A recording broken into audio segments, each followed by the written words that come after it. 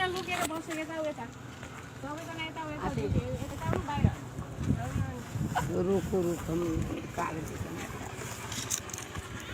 नमस्कार, म गौशाला नगरपालिकाको उपप्रमुख।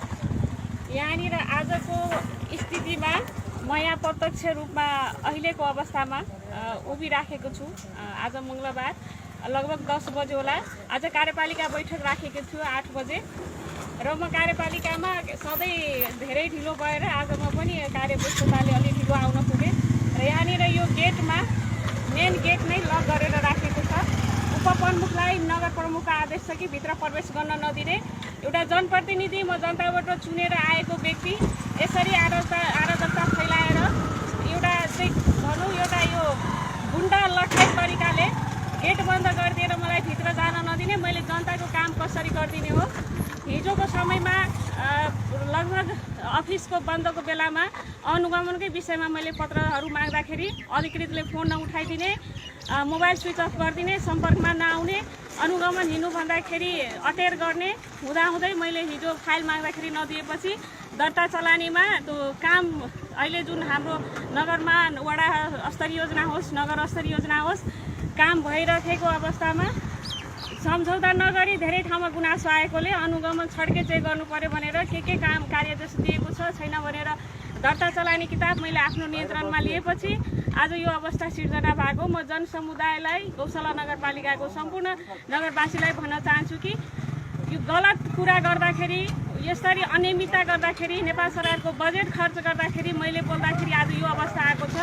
यो कतिसम्मको न्याय उचित कार्य गरेको छ, सबैजनालाई प्रवेश गर्न दिने र उपप्रमुखलाई गर्न नदिने। अरू म फेरि पुनः अर्को सार्वजनिक गर्नेछु अर्को भिडियोमा। र एउटा सूचना आएको छ कि म बस्ने कार्यकक्ष पनि तोडफोड गरिएको छ र यो कहाँसम्मको नैतिकतापूर्ण र न्याय उचित कार्य भएको छ र अरू म फेरि पुनः तपाईँहरूसँग जुट्नेछु। नमस्कार, धन्यवाद। खै त्यो पत्र ल्याउँ त, मलाई भित्र पस्न नदिनु। गेट खोल्नु न, गेट यो तमासा यहाँ भइरहेको छ, खोल्नु न। अनि म किन लुगाएको? ठिकै छ, मेयर साहबले भन्नुभएको भने लिखित दिनु पर्यो, कुन कानुनले मलाई यो अवरोध गराएको छ गेटभित्र प्रवेश गर्न नदिने भनेर लिएर आउनुहोस्। होइन, लिखित पत्र लिएर आउनुहोस्। के जानकारी गराइरहेको छ?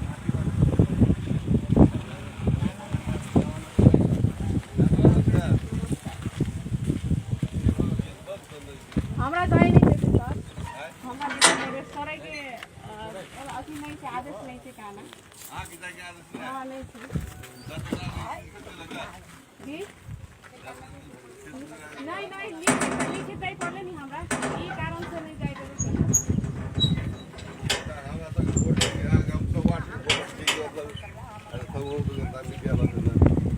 सर अन्याय